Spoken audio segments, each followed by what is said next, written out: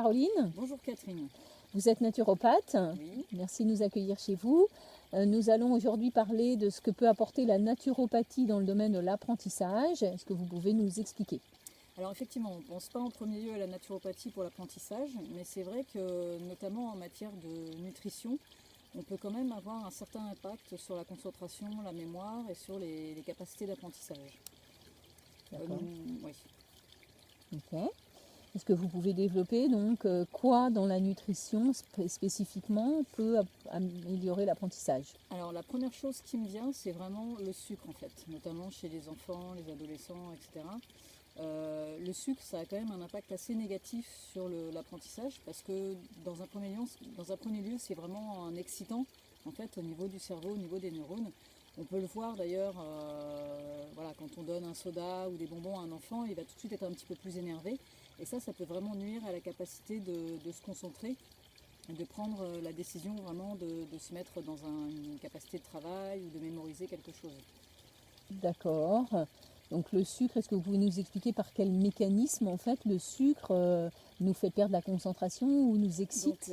En fait, il y a quelques études d'ailleurs là-dessus par rapport à des souris sur de la cocaïne et du sucre. Et en fait, quand on leur donne ces deux produits, les souris au bout d'un moment vont être plus accros au sucre qu'à la cocaïne.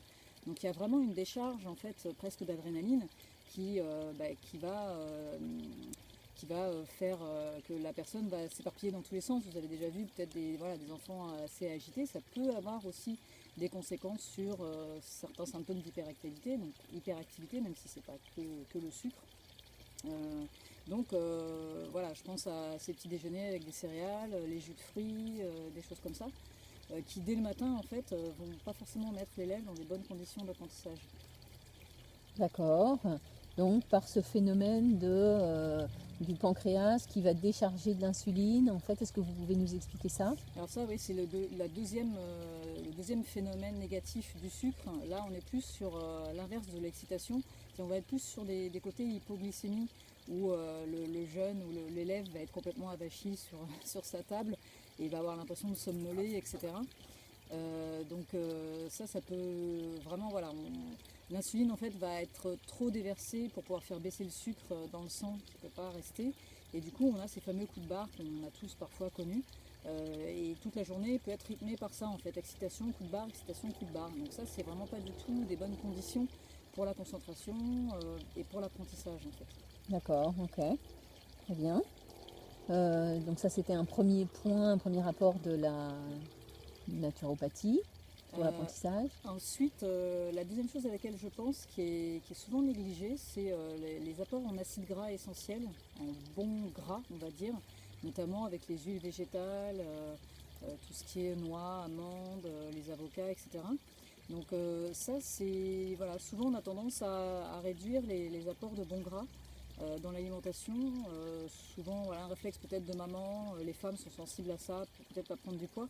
Alors que c'est une croyance en fait, hein. C'est le sucre qui fait grossir, le gras, le bon gras en tout cas ne fait pas grossir.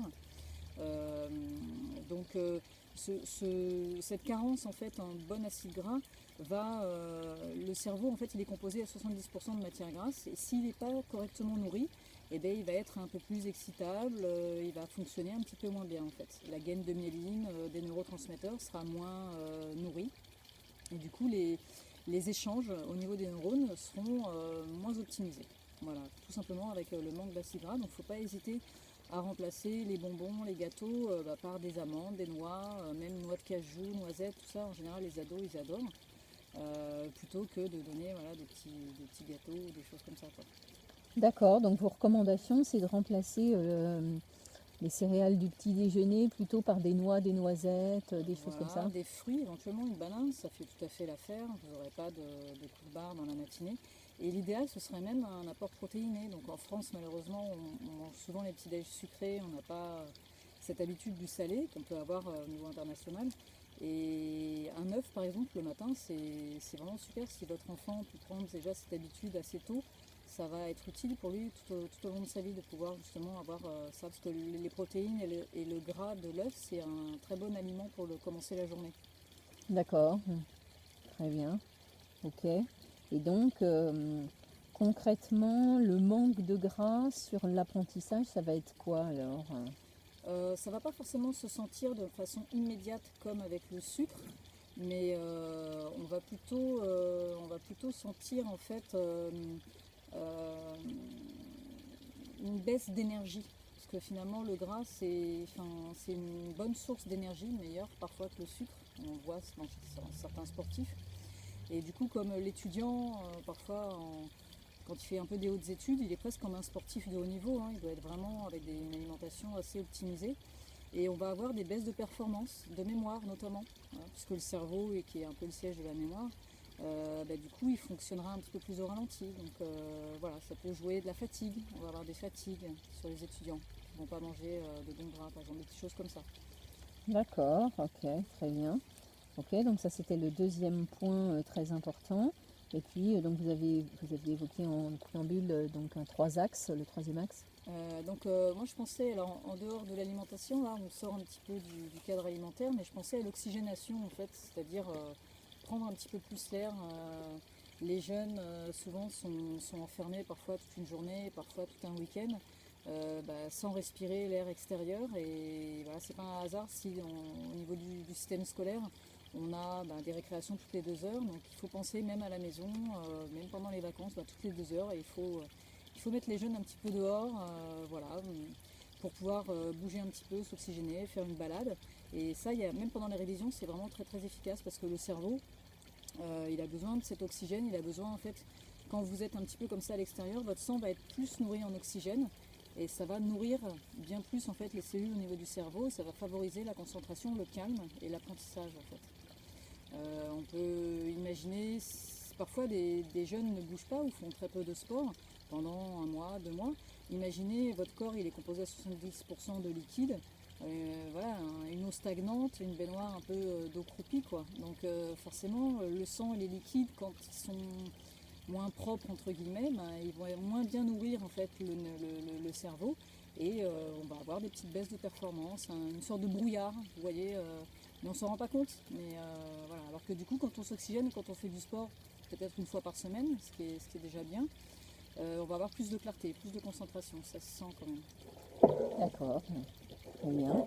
Ok, donc si on résume les 3 grands points à retenir donc, de l'apport de la naturopathie dans le domaine de l'apprentissage, ça va être premièrement la consommation de sucre, Ouais. réduire au maximum le sucre donc pour garder toujours la notion de plaisir en consommant du sucre 1 fois par semaine, voilà, en se faisant vraiment plaisir, mais le reste du Voilà. temps essayer au maximum de limiter ou d'aller plutôt vers des fruits, des ouais. choses comme ça pour avoir des apports de sucre.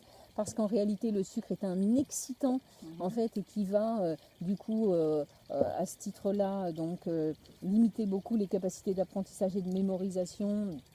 Et Je pense même aussi à un point comme ça sur le sucre. On en parle depuis peu en fait que l'intestin c'est le deuxième cerveau. Et en fait le sucre, quand on en mange un petit peu en trop grande quantité, hein, les petits biscuits, les pâtes, parfois le pain, hein, même quand ça a un goût salé, c'est quand même des indices glycémiques élevés. Ça peut avoir un impact sur votre flore intestinale, donc toutes les bactéries au niveau des intestins. Il faut savoir que dans les intestins, il y a quand même beaucoup de neurones et que ces neurones sont reliés, c'est pour ça qu'on l'appelle le deuxième cerveau. Et ça peut avoir un impact sur cette flore qui va modifier en fait aussi sa façon de voir les choses et peut-être sa logique et parfois même avoir des difficultés de compréhension. Voilà. Tout simplement à partir de ces neurones qui sont dans l'intestin. Avec le sucre qui va modifier cette flore bactérienne. d'accord, très bien. Donc là, ce qu'il faut retenir, c'est qu'il faut vraiment limiter la consommation en sucre blanc direct, mais également ce qui, je ne sais pas comment on peut l'appeler d'ailleurs, dans les pâtes ou le pain. Voilà. Donc là, Glucides qu'on voilà, appelle lents, mais en qu'on fait qui appelle ont un des indice glycémique élevé et qui sont salés en plus. et Donc qui sont sont très, donc ouais. voilà, aussi nocifs pour la santé et notamment pour l'apprentissage. Le deuxième point, c'est l'apport en acides gras Voilà. qu'on peut avoir tendance à limiter mais qui sont absolument nécessaires pour le bon fonctionnement du cerveau. Et le troisième point, c'est toute la partie oxygénation du sang, en fait, circulation sanguine, pour à la fois d'une part éliminer les toxines qui vont, si le sang ne circule pas suffisamment, finalement les toxines vont s'accumuler pour stagner un peu et nous embrouiller les idées, hein, pour parler simple. Et donc là aussi, ce qu'il faut garder en tête, c'est pratiquer 45 minutes à 1h30 par semaine d'une activité intensive qui va nous mettre en essoufflement, Voilà, et qui ça. va être le bon indicateur d'une activité physique qui Oui. permet de recycler le sang convenablement. Effectivement, être dehors, mais juste marcher, ça ne va pas être suffisant pour pouvoir faire ce nettoyage au niveau des liquides dans notre corps. L'indice d'être un petit peu essoufflé, voilà, ça donne vraiment l'indice qu'on a fait une activité physique qui vous a un petit peu nettoyé. Excellent. Excellent. Et puis, donc ça, c'est pour un rythme hebdomadaire. Et après, quotidien, idéalement, toutes les 2 heures, il faudrait pouvoir aller respirer 5 minutes dehors. Voilà, Pour ouais, aussi, bien prendre, bien pouvoir oxygéner son cerveau au quotidien. Merci beaucoup. Merci.